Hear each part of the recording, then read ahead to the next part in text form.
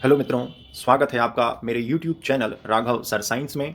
आज हम कक्षा 10वीं विषय विज्ञान के अध्याय 8 जीव जनन कैसे करते हैं के महत्वपूर्ण ज्ञान आधारित प्रश्न को समझेंगे। आज का हमारा प्रश्न है, कुछ पौधों को उगाने के लिए कायिक प्रवर्धन का उपयोग क्यों किया जाता है, या कायिक प्रवर्धन क्या है, इसकी दो लाभ और दो हानियां बताइए।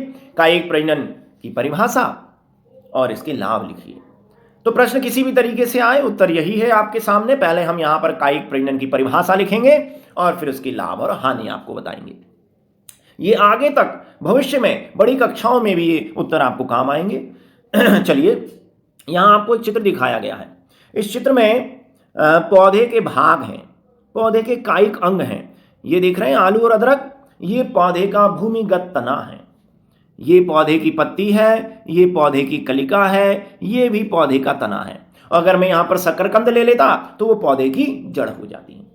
तो यहां पर जड़, तना, पत्ती और कलिका दिखाई गई हैं। ये सभी पौधे के कायिक अंग हैं, वर्धी अंग हैं। यहां फूल नहीं दिखाया है मैंने, फूल पौधे का प्रजनन अंग है। फूल को अलग कर दिया जाए तो पौधे के बाकी अंग जड़, तना, पत्ती, कलिका कायिक अंग कहलाते हैं। अगर इन कायिक अंगों से नए पौधे का निर्माण हो जाए, यही कायिक अंग विकसित होकर जनक पौधे के समान एक नया पौधा बना दें, तो प्रजनन की यह क्रिया ही कायिक प्रजनन या वर्धी प्रजनन कहलाती है। अब आपने देखा है आलू को कैसे लगाते हैं। यहां आलू को देखें, आलू में छोटी छोटी अक्षीय आंखें होती हैं। ये छोटी छोटी आंखें दिखाई दे रही हैं, अक्षी। ये वास्तव में इस आलू जो एक भूमिगत तना है के नोड हैं, पर्वसंधियां हैं। यहां पर छोटी छोटी कलिकाएं होती हैं। जब आप आलू को काटते हैं छोटे छोटे टुकड़ों में और जमीन में गाड़ देते हैं, तो यही कलिका विकसित होकर नया आलू का पौधा बना देती हैं। इसी प्रकार अदरक, आप इस अदरक को अपने घर में क्यारी में या गमले में गाड़ दीजिए। आप कुछ महीनों इंतजार करिए, आपको इस अदरक से नए पौधे उगते हुए घर में दिखाई देंगे, गमले में, मिट्टी में। और जो अदरक आपने लगाया था ना, उससे ढेर सारा अदरक आपको मिल जाएगा। तो यहां पर आपने बीज नहीं बोया, बल्कि पौधे का ही एक भाग जमीन में गाड़ दिया, उसी से नया पौधा बन गया। ये देखिए कलिकाएं हैं। ये कलिका अगर जमीन में गिर जाएगी तो अपने आप अंकुरण करके नया पौधा बना देगी। ये एक पत्ती है और देखिए पत्तियों के किनारे से ये देखिए छोटी छोटी कलिकाएं निकल रही हैं। इन्हें अपस्थानिक कलिकाएं कहते हैं। यही कलिकाएं फिर आगे विकसित होकर नया पौधा बना देंगी। तो देखिए पत्ती से नया पौधा बन गया। एक पत्ती है और इससे 1 2 3 4 5 कितने सारे नए पौधे बन गए। यहां ये जलकुंभी का उदाहरण दिखाया गया है।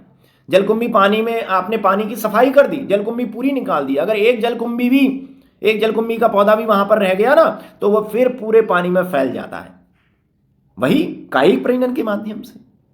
तो इस प्रकार कायिक प्रजनन का पहला लाभ है कि इस प्रजनन द्वारा हम उन पौधों से नए पौधे बना सकते हैं जिनमें फूल और बीज नहीं होता। भाई कई पौधे हमारे पास ऐसे हैं जिनमें फूल और बीज नहीं होते, जैसे गन्ना, जैसे गुलाब में फूल तो होता है लेकिन बीज और फल नहीं बनता। तो ऐसे कई पौधे हैं जो फूल रहित और बीज रहित होते हैं। उन्हें हम इस विधि द्वारा आसानी से उगा सकते हैं। हम गन्ने की फसल ऐसे ही लगाते हैं, हम कनेर का पौधा, हम गुलाब के पौधे की कलम लगा के नए पौधे बनाते हैं। दूसरा फायदा यह है कि इस विधि द्वारा हम कम समय में पौधे विकसित कर सकते हैं। समझिए, अगर मैं आम की गुठली अगर जमीन में बोता हूं, तो उस आम की गुठली से अगर नया पौधा बनेगा तो उसमें 3 साल या 5 साल बाद फल आएंगे, फूल और फल आएंगे। जबकि मैं अगर उस आम की 1 साल पुरानी कलम में लगाता हूं, तो उससे 1 या 2 साल बाद ही उस पौधे में फल और फूल आने लगेंगे। अर्थात इस कायिक प्रजनन द्वारा पौधों में, विकसित हो रहे पौधों में फूल और फल जल्दी आने लगते हैं, कम समय में ही पुष्पन की क्रिया देखने को मिलती है। तो बीज के द्वारा नए पौधा बनाओगे ना, तो ज्यादा समय लगेगा फल आने में, और कलम लगाओगे उसी पौधे की और नया पौधा बनाओगे उस कलम से, तो उसमें जल्दी फल और फूल आएंगे। और तीसरा महत्वपूर्ण लाभ यह है कि इस प्रकार जो नए पौधे बनते हैं वो पूरी तरह जनक के समान होते हैं। यदि पुराना पौधा आपका बहुत अच्छा है, उसमें बहुत मीठे और बड़े फल लगते हैं, तो नए पौधे में भी पुराने के समान ही फूल और फल लगेंगे, बिल्कुल उसी जैसे, डिक्टो कॉपी। इसे हम क्लोन भी कहते हैं। और हानि क्या क्या है? पहली हानि देखिए, इसमें अलैंगिक प्रजनन में पास पास पौधे उगते हैं। बहुत पास पास। ये आलू लगाओगे ना तो इससे ढेर सारे, जितनी आंखें हैं ना उतने नए पौधे बन जाएंगे। तो एक आलू से कितने सारे पौधे निकले। ये देखिए पत्र, ये जो यहाँ पर दिखाया गया है ये ब्रायोफिलम या पत्थर चटाकी पत्ती है। इसमें एक पत्ती से ढेर सारे पौधे बन रहे हैं।